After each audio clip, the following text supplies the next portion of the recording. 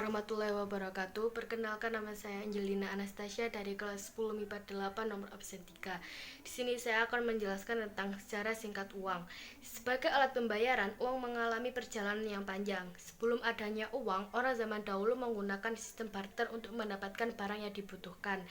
Namun, seiring berkembangnya waktu, orang semakin kesulitan menemukan orang yang mau diajak bertukar. Selain itu, orang semakin sulit mendapatkan barang untuk dipertukarkan dengan nilai tukar yang hampir sama atau seimbang. Kemudian, banyak orang yang memunculkan pemikiran untuk menggunakan benda-benda tertentu sebagai alat tukar.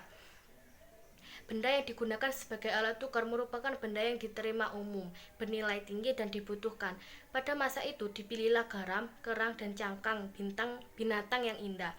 Tetapi hal tersebut tak berlangsung lama karena benda tersebut tidak memiliki daya tahan lama dan mudah rapuh. Selanjutnya muncul uang logam seperti emas dan perak. Tak hanya memiliki nilai tinggi, benda tersebut dapat dipecah tanpa mengurangi nilainya. Tetapi, seiring dengan berkembangnya perekonomian, uang logam dinilai sulit untuk digunakan sebagai alat tukar dalam transaksi berjumlah besar. Hal tersebut membuat lahirnya uang kertas yang awalnya hanya sebagai alat bukti kepemilikan emas dan perak. Uang kertas yang beredar tersebut mempresentasikan suatu jaminan 100% pemilikan emas dan perak yang disimpan. Di era ekonomi modern, masyarakat beralih pada uang kertas, bukan lagi emas dan perak sebagai alat pembayaran. Yang kedua, definisi uang.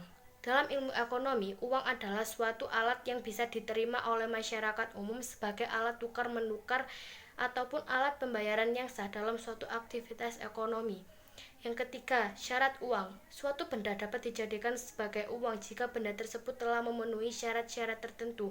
Pertama, benda itu harus diterima secara umum atau acceptability. Agar dapat diakui sebagai alat tukar umum, suatu benda harus memiliki nilai tinggi atau setidaknya dijamin keberadaannya oleh pemerintah yang berkuasa. Bahan yang dijadikan uang juga harus tahan lama atau durability. Kualitasnya cenderung sama atau uniformity. Jumlahnya dapat memenuhi kebutuhan masyarakat serta tidak mudah dipalsukan atau scarcity. Uang juga harus mudah dibawa, portable, dan mudah dibagi tanpa mengurangi nilai atau divisibility, serta memiliki nilai yang cenderung stabil dari waktu ke waktu atau stability of value.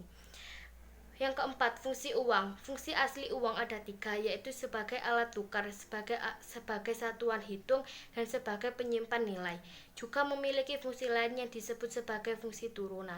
Fungsi turunan itu antara lain uang sebagai alat pembayaran yang sah. 2. Uang sebagai alat pembayaran utang. 3. Uang sebagai alat penimbun kekayaan. 4. Uang sebagai alat pemindah kekayaan. 5. Uang sebagai alat pendorong kegiatan ekonomi.